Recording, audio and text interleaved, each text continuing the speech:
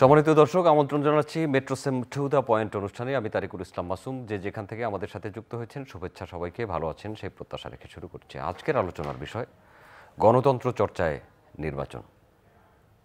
অর্থাৎ যে কোনো গণতান্ত্রিক দেশে নির্বাচন একমাত্র ক্ষমতায় যাওয়ার সিঁড়ি বা ব্যবস্থা। সেই ব্যবস্থায় কেউ চাইলে নির্বাচনে অংশগ্রহণ করবে, কেউ করবে না। এটা বিভিন্ন ব্যক্তি এবং রাজনৈতিক দলগুলোর নিজস্ব অভিরুচি বা নিজস্ব প্ল্যান। সেই বিষয়ে আলোচনা করব। আলোচনার জন্য আমাদের সাথে স্টুডিওতে উপস্থিত আছেন বাংলাদেশ আওয়ামী লীগের সংসদ সদস্য নাজমা আক্তার। আপনাকে স্বাগত। আমাদের সাথে আরও উপস্থিত আছেন বিএনপির কেন্দ্রীয় নির্বাহী কমিটির সদস্য অ্যাডভোকেট নিপুণ রায় চৌধুরী। আপনাকে স্বাগত। দুজনকেই অনেক সুন্দর লাগছে, সুন্দর সুন্দর কথা শুনবো আশা করি। নিপুণ রায় চৌধুরী, আপনাকে দিয়ে শুরু করি। নির্বাচন, জাতীয় নির্বাচন, স্থানীয় নির্বাচন, এখন যখন আমরা কথা বলছি তখন স্থানীয় সরকার নির্বাচনের উপজেলা পর্যায়ের নির্বাচন 4 দফায় হবে। 8 তারিখ প্রথম ভোট। এই নির্বাচনে বিএনপি একটা স্ট্যান্ড নিয়েছে, তারা তাদের দলের কাউকে নির্বাচনে অংশগ্রহণ না করার জন্য বলেছে। কেউ কেউ নির্বাচনে অংশগ্রহণ করেছে, স্থানীয়ভাবে তাদেরকে বহিষ্কারও করা হয়েছে। বহিষ্কার হয়েছে, তারা নির্বাচনে আছেন এরপর থেকে। ধন্যবাদ আপনাকে, সেই সাথে আমার সহ আলোচক নাজমা আপাকে শুভেচ্ছা জানাচ্ছি এবং আজকের এই প্রোগ্রামটি যারা দেখছেন সবাইকে শুভেচ্ছা জানাচ্ছি।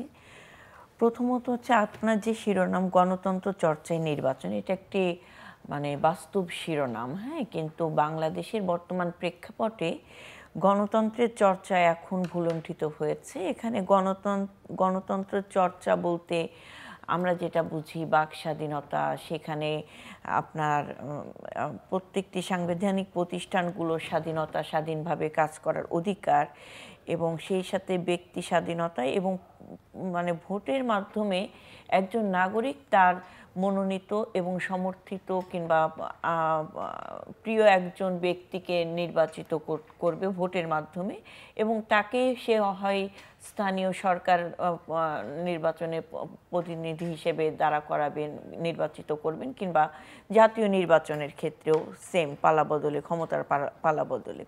তো সেই জায়গা থেকে বাংলাদেশের বর্তমান এই প্রায় 17 বছর যাবৎ এখানে স্থানীয় সরকার নির্বাচন বলেন, একটা স্কুল কমিটি নির্বাচন বলেন এবং আপনার কোর্ট কাচারির যে নির্বাচন হয় আপনার আইনজীবী ফোরামের সেই নির্বাচন বলেন এবং সেই ক্ষেত্রে জাতীয় নির্বাচন, সব কিছু এখন নির্বাচনকে এক ধরনের প্রশ্নবিদ্ধ করে ফেলা হয়েছে। এখানে নির্বাচনের কোনো ব্যবস্থায় বর্তমান বাংলাদেশে নেই এই আওয়ামী সরকার দ্বারা। তো সেই জায়গা থেকে বাংলাদেশের যে গণতন্ত্র, শুধু যে নির্বাচন গণতন্ত্র রক্ষা যে নির্বাচনের একমাত্র হাতিয়ার, সেই জায়গাটা এখন থাকছে না। কারণ কি, আপনার নির্বাচনের মাধ্যমে তো আপনি গণতন্ত্রের চর্চা করবেন, কিংবা একদিনে ভোট দেওয়াই যে গণতন্ত্র আপনার প্রতিষ্ঠিত হবে সেটা নয় কিন্তু, হ্যাঁ। তো গণতন্ত্র প্রতিষ্ঠিত হওয়ার অনেকগুলো মাত্রা থাকে। বর্তমান আওয়ামী সন্ত্রাসী সংগঠন কিংবা বলেন আওয়ামী লীগ দল কিংবা যারা আমি দামি স্বামী নির্বাচনের মাধ্যমে সরকার গঠন করেছে, তাদের দ্বারা এই 17 বছর যাবৎ প্রত্যেকটি সাংবিধানিক প্রতিষ্ঠানগুলো এখন দলীয়করণ করা হয়েছে। বিচার বিভাগে স্বাধীনতা নেই, প্রশাসনের স্বাধীনতা নেই, প্রশাসন এক রকমের দলীয় ক্যাডারের রূপ ধারণ করছেন। এখানে ভিন্ন মত যারা পোষণ করছে, তারা কোনো রাজনৈতিক দলের সমর্থক না হোক সেটা কোনো ম্যাটার করে না, দলের হোক সেটা কোনো ম্যাটার করে না, সে কেন সরকার বিরোধী মত পোষণ করছে সেটা হচ্ছে মুখ্য বিষয়। যেখানে বিরোধী মত পোষণ করা হচ্ছে সেখানে তাকে গ্রেফতার করাচ্ছে, হয়রানি করাচ্ছে, নির্যাতন করাচ্ছে। নির্বাচন যে কথাটা বলছে, নির্বাচনে একটা সুষ্ঠু ধারা, পরিবেশ কি বিদ্যমান আছে? সেটা তো বিদ্যমান নেই। আপনি জাতীয় নির্বাচনের আগে বিরোধী দলের হাজার হাজার শীর্ষ নেতা থেকে শুরু করে একদম সর্বনিম্ন ওয়ার্ড পর্যায়ের নেতৃবৃন্দদেরকে গ্রেফতার করে ফেললেন। আপনি জেলে বন্দি করে রাখলেন, সেখানে নির্বাচনের কি পরিবেশটা থাকে? আপনার পুলিশ প্রশাসন এক দলীয় ক্যাডারে পরিণত হয়েছে, আপনার মানে বিচার বিভাগ যেটা সেটা স্বাধীনভাবে কার্যকর করছে না, নির্বাচন কমিশন টোটালি এক আঙুলের ইশারায় নড়ছে এবং তাদের কোনো মানে মেরুদণ্ড নেই, মেরুদণ্ডহীন একটি নির্বাচন কমিশন মানে এই আমি দামি স্বামী নির্বাচনের জন্য সম্ভব। এটা গণতন্ত্রের মানদণ্ডে, পৃথিবীর ইতিহাসে গণতন্ত্রের মানদণ্ডের জন্য এই ধরনের নির্বাচন কমিশন কিংবা বিচার বিভাগ, আমলা প্রশাসন দিয়ে কোনোভাবে সম্ভব। আপনার অনেকগুলো অভিযোগের জবাব আমরা চাইব। মেরুদণ্ডহীন নির্বাচন, আমি দামি স্বামীর নির্বাচন, বাক স্বাধীনতা নেই, অনেকগুলো কথা বলেছেন। আমার দুই পাশে যে দুইজন আছেন, নির্বাচন নিয়ে দুই পক্ষের বক্তব্য বিপরীতমুখী। একজন বলছেন যে নির্বাচনে যাওয়ার মতো পরিবেশ নেই, আপনারা নির্বাচিত হয়েছেন নির্বাচন করে। ধন্যবাদ আপনাকে, আমার সহ আলোচক নিপুণ রায় এবং যারা দেখছেন সবাইকে শুভেচ্ছা। আসলে মানে যেই দলের মধ্যে গণতন্ত্রই নেই, গণতন্ত্রের চর্চাই নেই, যে দলের জন্ম হয়েছিল মানে সামরিক শাসকের মধ্য দিয়ে, ক্ষমতা দখল করার মধ্য দিয়ে, একজন রাষ্ট্রপতিকে বন্দুকের নল দিয়ে তাকে হটিয়ে তারপরে ক্ষমতা দখল করা হয়েছিল, সেই দলের নেতা নেত্রীদের কাছ থেকে যখন গণতন্ত্রের কথা শুনি তখন আমাদের অনেক সময় মানে অনেক হাস্যকর কাহিনী মনে পড়ে। যারা দলের যাদের দল মানে গঠন করাই হয়েছিল আর্মি পোশাক পরে, মানে একসঙ্গে রাষ্ট্রপতি, তারপরে একসঙ্গে সামরিক বাহিনীর প্রধান, সব কিছু মিলিয়ে এবং তখন নিজে নিজে গণতন্ত্রের চর্চার মতো করে একটা দল গঠন করেছিল, জাগো দল সম্ভবত। তারপরে বিভিন্ন রাজনৈতিক দল থেকে জোর করে কিছু মানুষকে নিয়ে বা কাউকে ডিগবাজি প্রাপ্ত নেতাদের নিয়ে, নীতিহীন নীতি বিবর্জিত মানুষদেরকে নিয়ে যারা দল গঠন করে বঙ্গবন্ধু হত্যাকাণ্ডের বেনিফিশিয়ারি যারা দল গঠন করে তারা যখন রাষ্ট্রকে কুক্ষিগত করার চেষ্টা করেছিল, পাকিস্তানি ভাবধারার রাষ্ট্র গঠন করতে চেয়েছিল, তাদের কাছ থেকে আমরা গণতন্ত্রের চর্চা, গণতন্ত্রের কথা যখন শুনি তখন আমাদের হাসি পায়। আপনি বলেন বিএনপির যে গণতন্ত্রের কথা বলে, তাদের দলের মধ্যে কি গণতন্ত্র আছে? তারা কি গণতন্ত্রের চর্চা করে? তাদের কোন নেতাটা নির্বাচিত হয় গণতন্ত্রের চর্চার মধ্য দিয়ে? তাদের দলের সম্মেলন কিভাবে হয়? তারা কি কত বছর হলো বিএনপির প্রতিষ্ঠিত হয়েছে? সেই প্রতিষ্ঠিত বিএনপি আজকে যত বছরে আছে তার মধ্যে মাত্র মনে হয় 6 বার বা 7 বার সম্মেলন হয়েছে। তো কোনো সম্মেলনের কোনো বালাই নাই তাদের মধ্যে। তাদের এখানে বিদেশে বসে একজন নেতা স্কাইপে কথা বলেন এবং সেই অনুযায়ী দল চলে।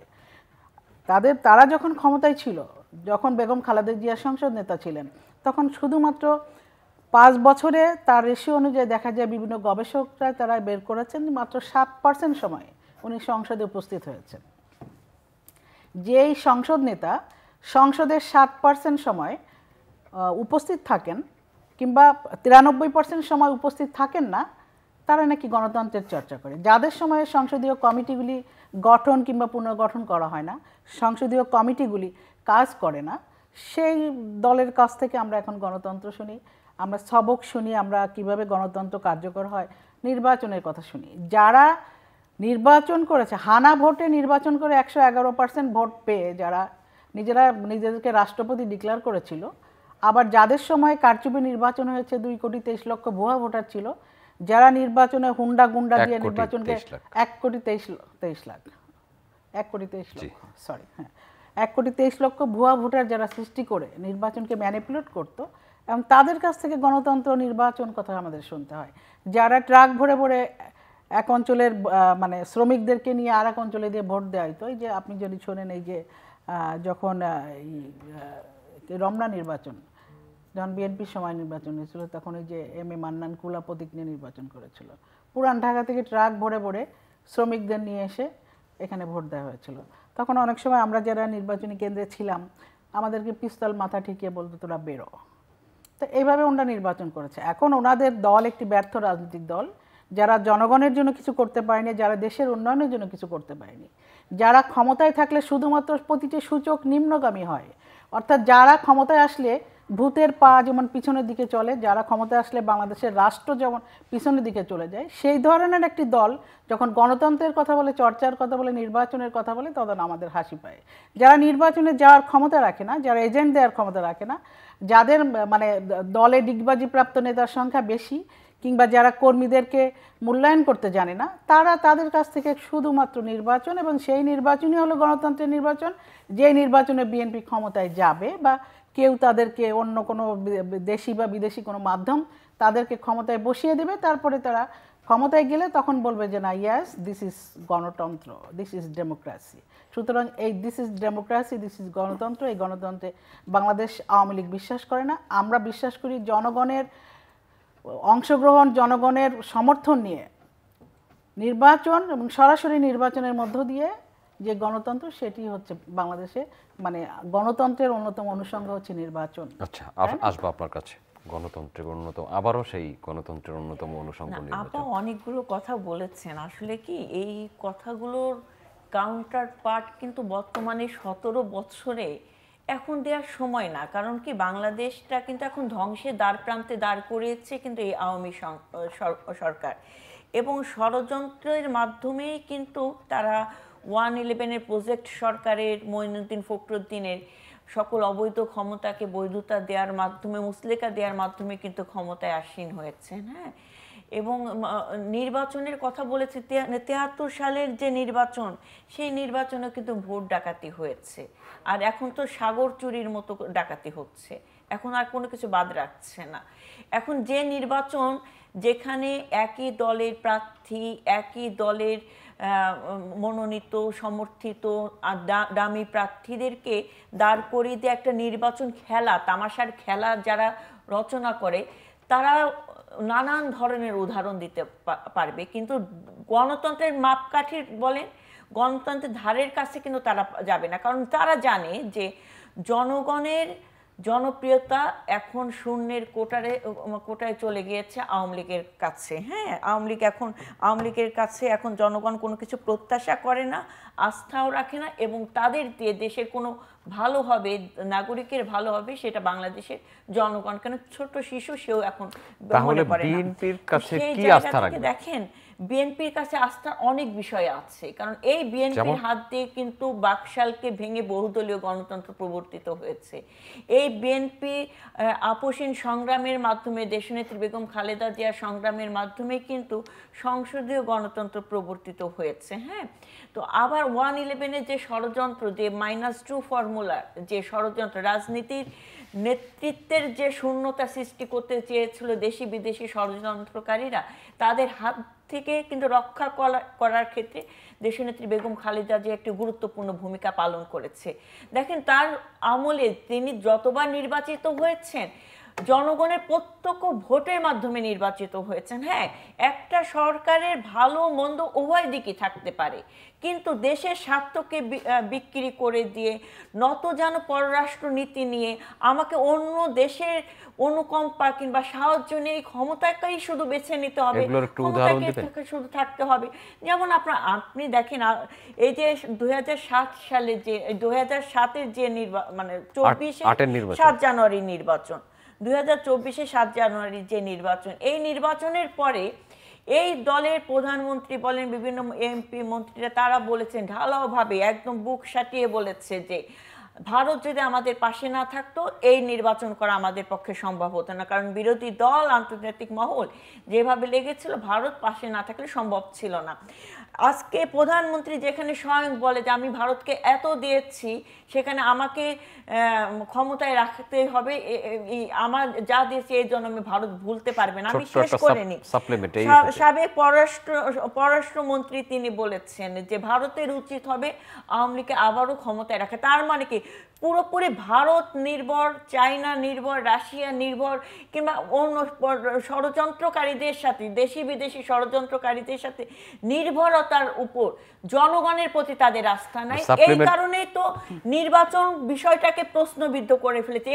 এই জন্য তো বিরোধী দলের নেতৃবৃন্দদেরকে গ্রেফতার করে জেলে পুরে এবং জনগণের অধিকারকে হরণ করে 2018 সালের দিনের ভোট রাতে করেছে। 24 সালে বিনা প্রতিদ্বন্দ্বিতায় 154 জন বিনা প্রতিদ্বন্দ্বিতায় নির্বাচিত হয়েছে। 2014 সালে যে নির্বাচন, এটা তো পৃথিবীর ইতিহাসে একটি কলঙ্কিত অধ্যায় রচনা করেছে আমি দামি স্বামী নির্বাচন।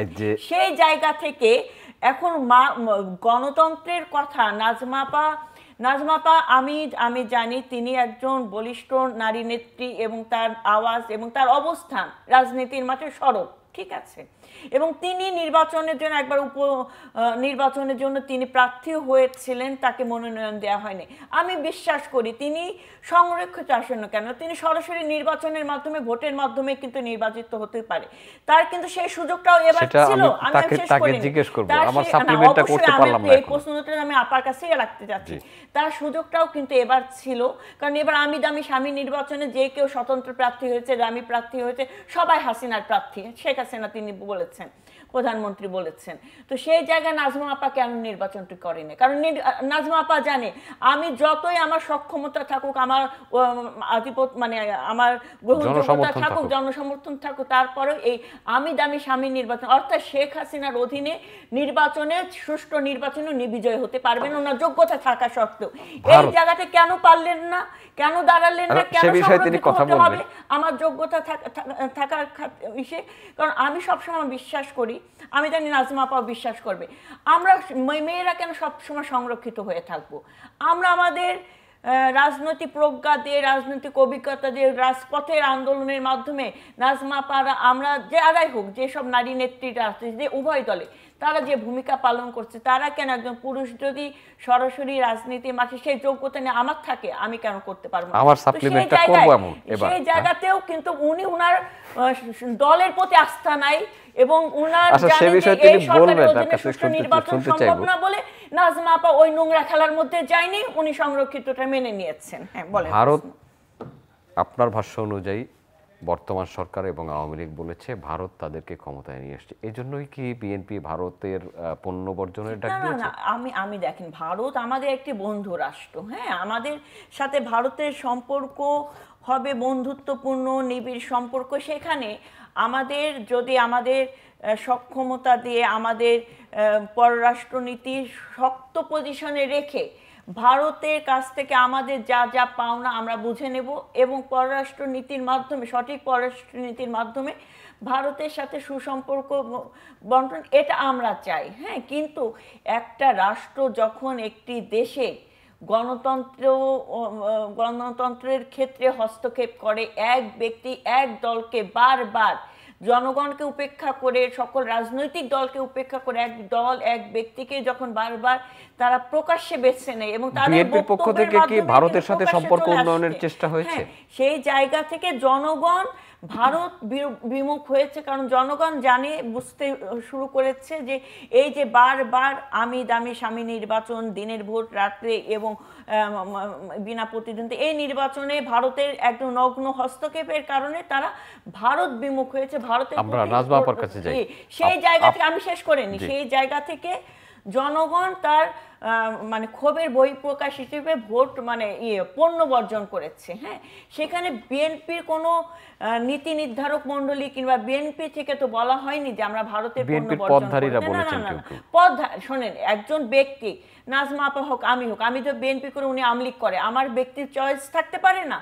আমি দলের উপরে তো আমার একটা ব্যক্তি চয়েস থাকতে পারে, আমার তো স্বাধীন, এটা গণতন্ত্রের কথা যখন আপনি বলবেন, স্বাধীনতার কথা বলবেন, সেখানে আমার ব্যক্তি স্বাধীনতা থাকতে পারে, মত প্রকাশের স্বাধীনতা থাকতে পারে। আপনার নেতৃত্ব, আমার দক্ষতা, আপনার জনপ্রিয়তা নিয়ে কথা বলেছেন, আপনি কেন সংরক্ষিত? এটা আসলে টোটালি পার্সোনাল কথা। এখন আমি মনে করি যে মাসির দরদ কখনো বেশি হতে পারে না।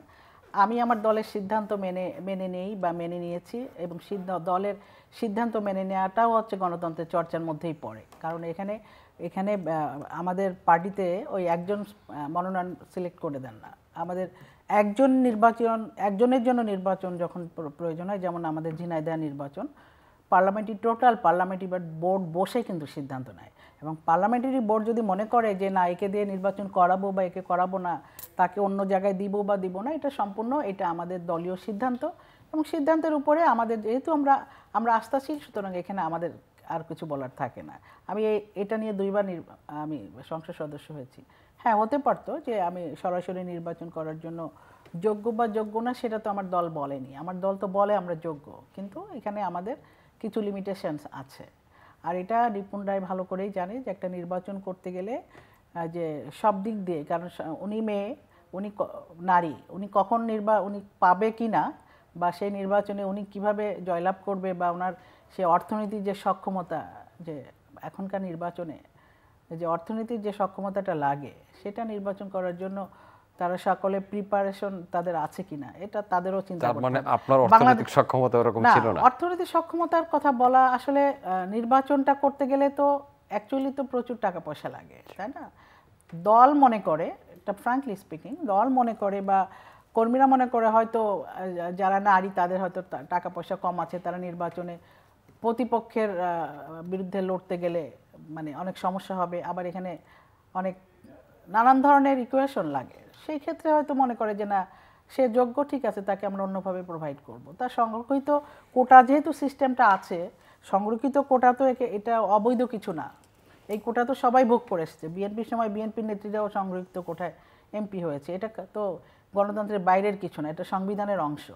তো সুতরাং এটা নিয়ে আমরা আর কথা না বলি।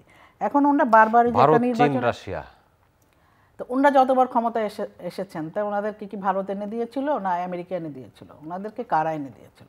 যদি উনি স্পষ্ট করে বলতে পারতেন যে আমাদেরকে আমেরিকা ক্ষমতায় বসিয়েছে কিংবা ভারতের সঙ্গে তখন আমাদের সখ্যতা ছিল, ভারত ক্ষমতায় বসিয়েছে, তাহলে এই প্রসঙ্গ নিয়ে মানে কথা না বলা বা বলা এর কোনো যৌক্তিকতা থাকে না।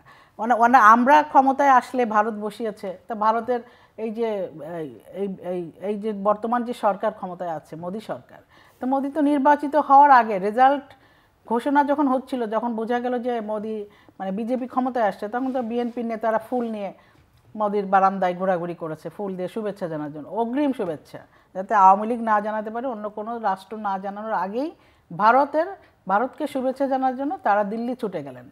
তাদের এই ছোটাছুটি এটার কি মানে হয়? এবং তারা দেখেন জিয়া রহমান যখন ক্ষমতায় ছিল তখন ভারতের রাষ্ট্রপতি সম্ভবত শ্রী মোরারজি দেশাই বাংলাদেশে এসেছিলেন সফরে।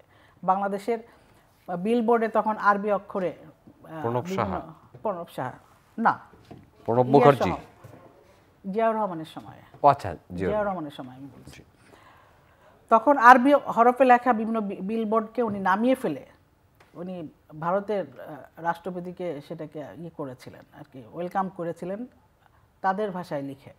তো এটা হচ্ছে তাদের সময়ে যে দক্ষিণ তালপট্টি, সেখানে ভারতীয় সৈন্যরা ভরে গিয়েছিল, তারা কোনো পদক্ষেপে নিতে পারেনি। তো সুতরাং তাদের সময় তারা কোনো ভারত থেকে কোনো মানে আমাদের যে অমীমাংসিত বিষয়গুলি কোনো ব্যাপারেই তারা মীমাংসা করতে পারেনি, কোনো ব্যাপারে তারা ভারতের কাছ থেকে আমাদের যে স্বার্থ, বাংলাদেশের স্বার্থ আদায় করতে পারেনি। এই যে বাংলাদেশের সাথে যে আমাদের যে করিডোর যে সমস্যা ছিল, যে চুক্তি ছিল, সেটা কিন্তু জননেত্রী শেখ হাসিনার সরকার আমলে করেছে। বাংলাদেশের সঙ্গে ভারতের যে সমুদ্র সীমানা যেটা ছিল, সেটাও কিন্তু বাংলাদেশ আওয়ামী লীগ সরকার ইন্টারন্যাশনাল আদালতের মাধ্যমে সেটা আমাদের অংশ আমরা বুঝে নিয়েছি। তা বাংলাদেশের সাথে ভারতের সাথে যেই আমাদের যে স্বার্থ সংশ্লিষ্ট বিষয়গুলি সব কিন্তু জননেত্রী বঙ্গবন্ধুর সময় এবং জননেত্রী শেখ হাসিনার সেটাই কিন্তু আমরা আদায় করেছি। তো সুতরাং যারা ভারত ক্ষমতায় আসলে ভারতের কাছে বেশি নতজানু হয়ে এবং অন্যান্য যাদের কাছে নতজানু হতে হয়, যারা নতজানু হয়ে ক্ষমতায় আসে, তারা আওয়ামী লীগকে এটা ভাবতেই পারে, কারণ তারা নিজেদের মতো করেই ভাবে। আমরা যে নতজানু পররাষ্ট্রনীতি, বাংলাদেশ আওয়ামী লীগের সরকার যে পররাষ্ট্রনীতিতে নতজানু না, সেটা কিন্তু তারা ওই যে নানান বিষয়ে অনেকে হুমকি ধামকি দিয়েছিল নির্বাচনের আগে, এই করেঙ্গা সেই করেঙ্গা, কোনো কিছুই কিন্তু করতে পারে নাই। কত বড় বড় দেশের হুমকি দিয়েছিল, কত বড় দেশের লবিস্ট নিয়োগ করেছিল, আমাদেরকে উৎখাত করবে, শেখ হাসিনাকে উৎখাত করবে, এই ক্ষমতা তাদেরকে বসিয়ে দেবে। কই পররাষ্ট্র নীতি যদি নতজানু থাকতো তাহলে তো আমরা সেখানে বলতাম যে না ঠিক আছে আমরা সরে যাচ্ছি। বা নির্বাচনের গণতন্ত্র যদি বলেন, বিএনপি যদি ব্যর্থ রাজনৈতিক দল হয়, তারা যদি সিদ্ধান্ত না নিতে পারে, সিদ্ধান্তহীনতায় ভোগে, নির্বাচন না করে, এই যে দেখেন উপজেলা, তাহলে মানুষের কি করার আছে, আমাদের দলের কি করার আছে? আমরা তো সংবিধান সম্মত নির্বাচন করি, তাদের মতো জোর করে ক্ষমতা এত দখল করি না, তাদের মধ্যে অস্ত্র দিয়ে ক্ষমতা দখল করি না, তাদের মধ্যে ভুয়া ভোটার দিয়ে ম্যানিপুলেট করে নির্বাচনে আমরা জয়লাভ করি না, তাদের মতো ওই ভোট চুরি করে মানুষ খুন করে হত্যা করে আমরা মানে রাজনীতি করি না। তারা যখন ক্ষমতা এসেছিল তখন বাংলাদেশে 2001 থেকে 2006 পর্যন্ত বাংলাদেশের জনপদ রক্তাক্ত জনপদে পরিণত হয়েছিল। বাংলাদেশের এই যে সংখ্যালঘু সম্প্রদায় আমরা যদিও সেটা বলতে চাই না, তারা কি করেছিল, আমাদের বরিশালের আগলঝড়া থেকে শুরু করে ওই অঞ্চলের যত সংখ্যালঘু সব টুঙ্গিপাড়া, গোপালগঞ্জকে আশ্রয় নিয়েছিল বিএনপির অত্যাচারে। কেন তারা আওয়ামী লীগকে ভোট দিয়েছিল? তো সুতরাং যারা জনগণের ভোটের মূল্যায়ন করতে জানে না, যারা জনগণ ভোট দিলেও কেন আরেক দলকে ভোট দিল তার অজুহাতে তাদেরকে পুড়িয়ে মারা হয়, তাদেরকে রেপ করা হয়। হ্যাঁ, তো যে পূর্ণিমা রানীর কথা যদি মনে করিয়ে দেই আমরা, তারা কি করেছিল, যুবদল ছাত্র দলের নেতারা পালাক্রমে একটা মেয়ের শ্লীলতাহানি করেছিল। সুতরাং যারা এই ধরনের কর্মকাণ্ড করে তাদের কাছে গণতন্ত্রের কথা শোভা পায় না। নির্দেশনা দেন তারেক রহমান সাহেব, সেই অনুযায়ী দেশ চলে, মানে বর্তমান পরিস্থিতিতে তার নির্দেশনা কি আপনাদের জন্য? দেখুন, আপনি দেশনায়ক জনাব তারেক রহমান তিনি বাংলাদেশে আসতে পারছে না কেন? রাজনৈতিক প্রতিহিংসার কারণে। হ্যাঁ, এবং বিচার বিভাগ যদি স্বাধীন থাকতো, স্বাধীনভাবে যদি বিচার কাজ পরিচালিত হতো, তাহলে তিনি এতদিন কিন্তু দেশের মাটিতে খুব ভালোভাবে আসতে পারতেন, জামিন নিয়েও কিন্তু তিনি স্বাচ্ছন্দ্যে রাজনীতিটা করতে পারতেন। যেখানে আপনার ৭৭ বছর বয়সী একজন বৃদ্ধা বয়োজ্যেষ্ঠ সাবেক 3 বারের প্রধানমন্ত্রী, হ্যাঁ, তাকে একদম মানে প্রতিহিংসার প্রহসনের রায়ের মাধ্যমে, বিচারের মাধ্যমে তাকে এখনো কারান্তরীণ থাকতে হয়। সেই জায়গায় দেশনায়ক জনাব তারেক রহমানের জীবনের নিশ্চয়তা এবং তার জীবনের মানে রাজনীতি তো পরে, আগে তো বেঁচে থাকা মানুষ, সেই বেঁচে থাকারই তো কোনো নিশ্চয়তা এই সরকার দিতে পারবে না। কারণ কি, এই সরকারই তো প্রতিহিংসার খেলায় মত্ত হয়ে আছে। কারণ তারা চায় কি, তারা চায় জিয়া পরিবারকে ধ্বংস করতে চায়। হ্যাঁ, এবং তাদের একমাত্র আতঙ্ক হচ্ছে বাংলাদেশে যে জিয়া পরিবারের নাম শুনলে তাদের যেন দিনের ঘুম মানে রাতের ঘুম ভেঙে যায়, এবং সকালবেলা থেকে শুরু করবে এই যে তারেক রহমানের নাম জপ করতে থাকবেন, এই করেছে সেই করেছে দেশনেত্রী বেগম খালেদা জিয়া, এই সারাদিন তারা বলে কি যে বিএনপি নাকি জনপ্রিয়তা নাই, এই নাই সেই নাই, কিন্তু সারাদিন কিন্তু বিএনপি জব করতে থাকছে। আজকে প্রধানমন্ত্রী বারবার করে বলছেন যে আতঙ্ক কোথায় আছে। আসলে কি, আমি কি অপকর্মটা করেছি সেটা আপনি যতটুকু না জানবেন, আমি নিজে কিন্তু তার থেকে বেশি জানবো। ঠিক আছে, যে তিনি তাই বারবার বলে আমাকে সরিয়ে কাকে বসানো হবে। হ্যাঁ, কাকে বসাতে চাচ্ছেন আপনারা? এই যে আমরা ওনার ভিতরে এই প্রশ্নটা কে করেছে ওনাকে তো এই প্রশ্ন তো কেউ করেনি। তিনি তো ইঙ্গিত করেছেন আপনাদের দিকে, আপনাদের দলের দিকে। তিনি নিজে থেকেই কেন এই কথাটা বলতে চাচ্ছেন? ওনাকে সরিয়ে কাকে বসাবে এটা বাংলাদেশের জনগণ নির্ধারণ করবে। এটা কেন বিএনপি নির্ধারণ করবে? সেই জনগণের সুযোগটা কি তাদেরকে দিচ্ছে? তাদেরকে তো দিচ্ছে না। আজকে সীমান্তে হত্যা হচ্ছে, আজকে আমরা তিস্তা পানির সমস্যা, বন্টনের সমস্যা আমরা সমাধান করতে পারছি না। আজকে মোংলা পোর্ট আপনারা করেননি কেন তিস্তার পানির সমস্যা সমাধান? আপনার সময় কথা বলেন, যখন তখন তারা ব্যবহার করছে, তাদের জাহাজ আগে খালাস হবে, তারপর হচ্ছে বাংলাদেশে কোনো জাহাজ হলে তারা এই যে ধরেন বিভিন্ন ক্ষেত্রে। হ্যাঁ, আসলে কি সবচেয়ে বড় কথা হলো যে বাংলাদেশের টোটাল সিস্টেমটাকে লস করে দিয়েছে, নষ্ট করে দিয়েছে এক ব্যক্তি একক ক্ষমতাকে অবৈধভাবে টিকিয়ে রাখার জন্য। এবং সেই অবৈধ ক্ষমতাকে টিকিয়ে রাখার জন্য লগি বৈঠার আন্দোলন থেকে শুরু করে লাশের উপর নৃত্য করার থেকে শুরু করে ধানের শীষে ভোট দেওয়ার কারণে 2018 সালে সুবর্ণচরে যে নারীকে ধর্ষিত হতে হয়, তারা এখন আবার নানান ধরনের অপকর্মের কথা বলে। এখন দেখেন, আপনার এই 17টা বছর ধরে বিএনপি তো ক্ষমতায় নাই, বিএনপির হাতে কিছু নাই। বিএনপি কি দিতে পারবে? বিএনপি জনগণের অধিকার প্রতিষ্ঠার জন্য লড়াই করছে, সংগ্রাম করছে। এই লড়াই সংগ্রামে হাজার হাজার নেতাকর্মী গুম হয়েছে, খুন হয়েছে, ওনাদের মানে প্রহসনের কিংবা অবিচারের জাতাকলে পড়ে। হ্যাঁ, এখানে এখন আমাদের একাধিক নেতাকর্মীরা কারাগারে আছেন, যারা হাইকোর্ট থেকে অ্যান্টিসেপ্টিভ বেল নিচ্ছে, তারা এখন নিম্ন আদালতে সারেন্ডার দিতে যে গ্রেফতার হচ্ছেন। তো কোথায় মানুষ স্বস্তিতে আছে? আজকে দ্রব্যমূল্যের দাম ঊর্ধ্ব করে, ব্যাংকগুলো ফোকলা করে দিয়েছে, একদম লুটপাটের রাজনীতি হচ্ছে। এখন মেগা প্রকল্পের নামে আজকে উনি হয়তো উদাহরণ দেবে যে আমরা পদ্মা সেতু করেছি, আমরা এলিভেটেড রোড করেছি, আমরা মেট্রো রেল করেছি, কিন্তু যে পদ্মা সেতু, যে মেট্রো রেল করতে যে টাকা খরচ, তার থেকে 4 গুণ 5 গুণ বেশি ব্যয় যে আপনারা যে খরচ করে কার পকেটের টাকা মেরে কোথায় রাখলেন? বেগমপাড়া বানালেন, আপনারা সেকেন্ড হোম বানাচ্ছেন, থার্ড হোম বানাচ্ছেন তো। হ্যাঁ, তো এই যে উন্নয়ন তো যে কোনো সরকারি থাকুক না কেন, এটা তো একটা চলমান প্রক্রিয়া। না না, এই চলমান প্রক্রিয়ায় যখন যে সরকার আসবে, যেমন শহীদ প্রেসিডেন্ট জিয়াউর রহমানের হাত দিয়ে তো রেমিটেন্সের উন্নয়ন শুরু হয়েছে, হ্যাঁ, বিদেশে মানব রপ্তানি শুরু হয়েছে, তারও তো ফল ভোগ করছে আজকের বাংলাদেশ নাকি?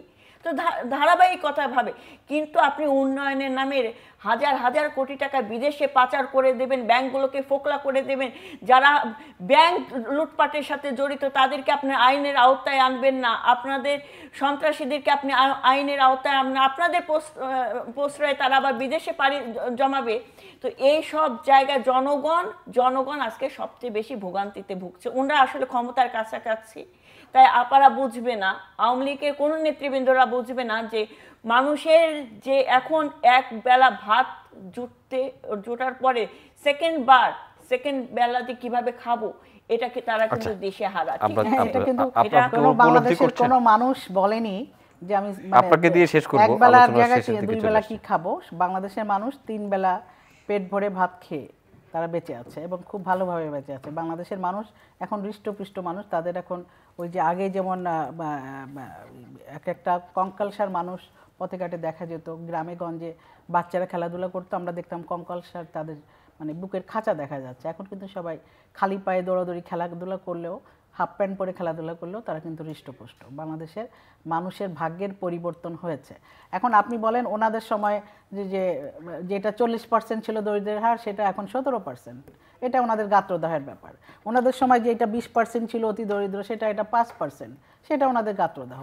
তো ওনারা যারা কোনো কিছু করতে পারেনি, যাদের সময় মানে পার ক্যাপিটা ইনকাম যেটাকে বলে আমরা মাথাপিছু আয়, সেটা যখন ওনাদের সময় ছিল কি 842 মার্কিন ডলার, আর এখন হচ্ছে 2749 মার্কিন ডলার। তো এত গ্যাপ, যারা ব্যর্থ, যাদের সময় বাংলাদেশ পিছনের দিকে গেছে, তারা বাংলাদেশকে এখন বলে ব্যর্থ রাষ্ট্র হলে ওনারা আছেন কি করে? ওনারা এত আন্দোলন সংগ্রাম করছেন, এত সব আওয়ামী লীগের বিএনপি সব নেতারা কি না খেয়ে আছে? তারা তো ভালো ব্যবসা বাণিজ্য করে ভালো ফুলে পেঁপে ভালোই আছে। তাদের পরনে থাকে মানে ইন্ডিয়ান শাড়ি, আবার তারা ইন্ডিয়ান শাড়ির বিপক্ষে মানে করে আন্দোলন করে, যে তাদের এই যে স্ববিরোধিতা, হ্যাঁ, এইগুলো মানুষকে প্রতারণা করার শামিল। এই প্রতারণা আমরা করতে চাই না এবং আমরা করি না। ওনারা বলে যে নেত্রী বলেন যে নেত্রীকে কে সরাবেন, কেন সরানোর চেষ্টা করেননি আপনারা? সজীবদের জয়কে আমেরিকাতে বসে তাকে অপহরণের চেষ্টা করা হয়নি? FBI ভাড়া করে এবং এখানকার বিএনপির নেতা সহ তারা তো চেষ্টা করেছে। জয়ন্তী শেখ হাসিনাকে তারা বলেনি যে 75-এর হাতিয়ার গর্জে উঠুক আরেকবার? এটা কে বলে? বিএনপি তো বলে। এবং বিএনপি তো সকল হত্যাকুশ ষড়যন্ত্রের সাথে জড়িত। বঙ্গবন্ধু হত্যার সাথেই তো জিয়াউর রহমান জড়িত ছিল।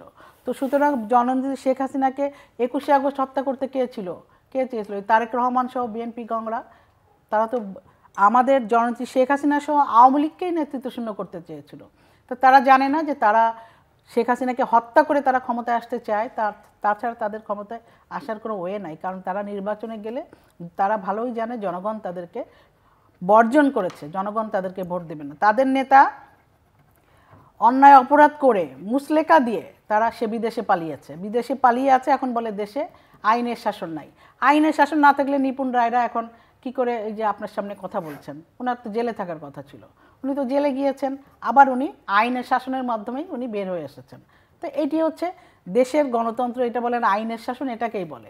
এখন আইনের শাসন আছেন, উনি বুক ফুলিয়ে চলাফেরা করছেন, উনি যা ইচ্ছা তাই সরকারকে বলছেন। ওয়ান লাইনে বাংলাদেশের 30টার উপরে মিডিয়াতে প্রতিদিন 60 জন বিএনপির নেতাকর্মী, প্রায় কমপক্ষে 60 জন নেতাকর্মী সরকারকে গালিগালাজ করছে, জননেত্রী শেখ হাসিনাকে ব্যক্তিগতভাবে আক্রমণ করছে, তার পরিবারকে আক্রমণ করছে, তারপরে বলে গণতন্ত্র নাই। এখন গণতন্ত্র নাই, মাঠ ভরেন না। গণতন্ত্রের মাঠে যান আপনারা, কোন মাঠে যাবেন? সমাবেশ করছেন না কেন? আপনাদের জনগণ তো আপনাদের প্রতি বিব্রত, আপনাদের নেতাকর্মীরাও আপনাদের প্রতি বিরক্ত। কারণ আপনারা নেতাকর্মীরা দূর থেকে বসে স্কাইপে আন্দোলনের হুমকি দেন, ট্রাক পোড়াও, মানুষ মারো, আর আমাকে ছবি পাঠাও, আর উনি বসে বসে ওখানে ওইটা অর্ডার দিবেন, আর এখানকার ওনাদের কর্মীরা তার পরিপ্রেক্ষিতে ধরা পড়ে তারা কারাভোগ করবে, এবং উনি বিদেশে বসে ক্যাসিনোর মাধ্যমে আয় করবেন এবং বাংলাদেশের টাকা লুটপাট করে সেখানে বসবাস করবেন। সুতরাং এই বাংলাদেশের টাকা লুটপাট করে যিনি আরামায়েশে এত বছর পরিবার নিয়ে বসবাস করছেন রাজার হালে, সে কত টাকা বাংলাদেশ থেকে পাচার করেছিল ধন্যবাদ। সেই তথ্য কিন্তু বাংলাদেশের মানুষ জানে। ধন্যবাদ নাজমা আক্তার, ধন্যবাদ নিপুণ রায়। অনেক প্রাণবন্ত আলোচনা হয়েছিল। সম্মানিত দর্শক, বিদায় নিতে হচ্ছে সময়ের স্বল্পতায়। আগামী অনুষ্ঠান দেখার আমন্ত্রণ রইল। দেখা হতে পারে আগামী অনুষ্ঠানে। ভালো থাকবেন সবাই। আপনাদের সবার জন্য অনেক অনেক শুভকামনা।